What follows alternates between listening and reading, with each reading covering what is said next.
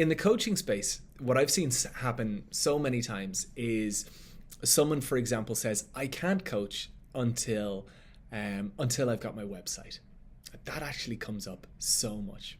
And fact is, if you're creating your website, you want to talk about your coaching practice, your approach with clients. You want to talk about the results you've got with clients. And hell, it really helps if you've got some client testimonials on your site. So without coaching, you've none of that. And so it's an impossibility to have a half decent website without actually getting out into the field and doing what you are here to do. And that's really, like, in reflection, that's exactly why session 1 for me was, let's get you coaching and let's give you your first client. Now, I know it's a little humorous to be saying, oh, your first client yourself, but no, actually, exactly as I said and emphasized in the prior session, like, you are your most important client. I wanted to have you begin that work right away. And in this, I felt, okay, let's give it another push to get going.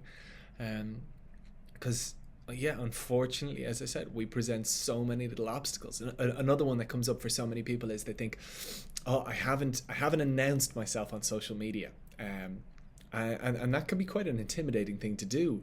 So that holds them back. And the key thing I would emphasize is that I actually know more successful coaches that aren't on social media than are.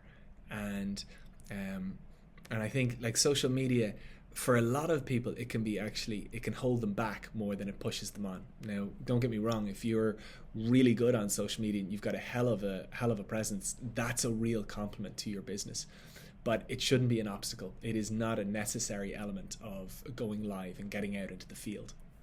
And so, like, with that in mind, what is necessary? Like, what do you have to get going, to start your coaching business? And I would argue that it's much more simple than most people think.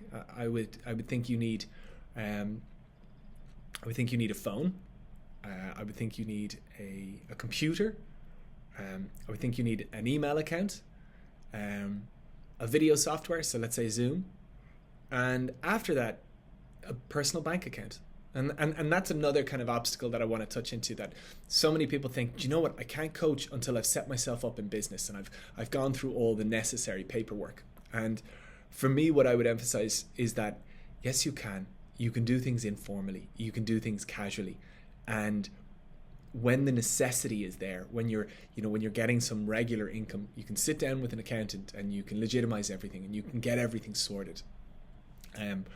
But that kind of idea of having everything sorted in advance is something that I really want to tackle in this.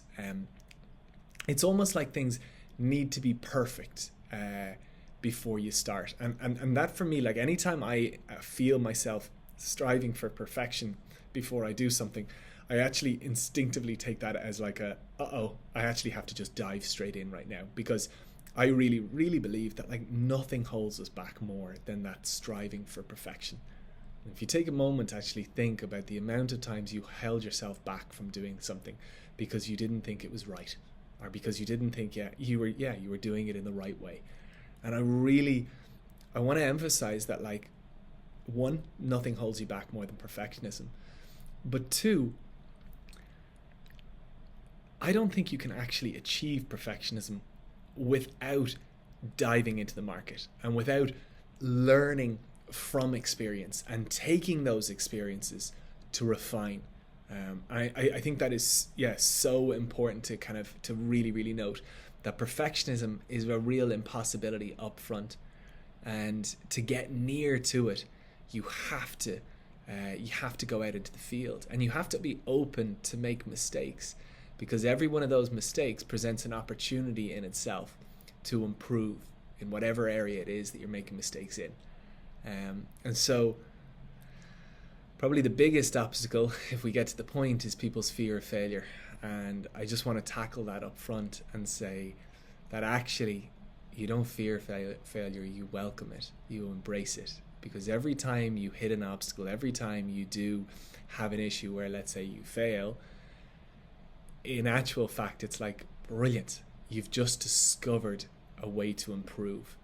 And so that is so important. So, like, it's really a mindset thing of embracing obstacles, embracing failures, stepping forward into the field, and instead of avoiding these issues, actually welcoming them. I kind of have this mantra. I love it. It's that things don't happen to you; they happen for you, and it is so absolutely the case when it comes to getting going in business. I would say, like, do the basics that you have to do. So for me, it was like, get your email account, get your computer, get your phone, get your Zoom account, get your bank account, and then just go into the field. And of course, in time you can sort your accounts out. In time you can build your business out. In time your site will come. Perhaps, hopefully, your social media will flow naturally. But those things do not hold you up front. And the really lovely thing is that you will learn along the way, and you will actually learn the best way, uniquely for you, as you progress and hit obstacles and hit little challenges. So I hope that's, I hope we've kind of really touched into that space and overcome perhaps any little things that are holding you back. And what I'd like to do is I'd like to kind of share a bit of an exercise for you, which you can do on top of what we talked about previously, which is, I'd love you to think, firstly now, about whatever you think is holding you back in this profession or in this space. And I'd love you to actually, like, really think through them and see, are they actually holding you back? Are they necessary, or could they be improved as you progress? And perhaps this might be a little bit easier, is I'd love you to reflect back on your journey to here and now, and think through certain moments in your journey where you were perhaps overthinking, or you were perhaps working really hard on something that you actually in time realized was unnecessary. And I don't mean this as like a torturous exercise, because some of that can be quite haunting when you realize you worked hard on something and it was unnecessary. But I love to think of, like, our past as this vault of personal development content, that we can journey deep in and pull enormous learnings. And it's all well and good for me to sit here in front of you and say, oh, don't be worrying about obstacles, and don't let any excuses get in your way. And we can talk about them, and they, and there's a bit of a value, but it's actually when you reflect back in your story and you go, hey, wait, actually a moment, that was true in this instance, and that was true in this instance. And when you actually really settle into those moments where this is true, this solidifies in your being all the more.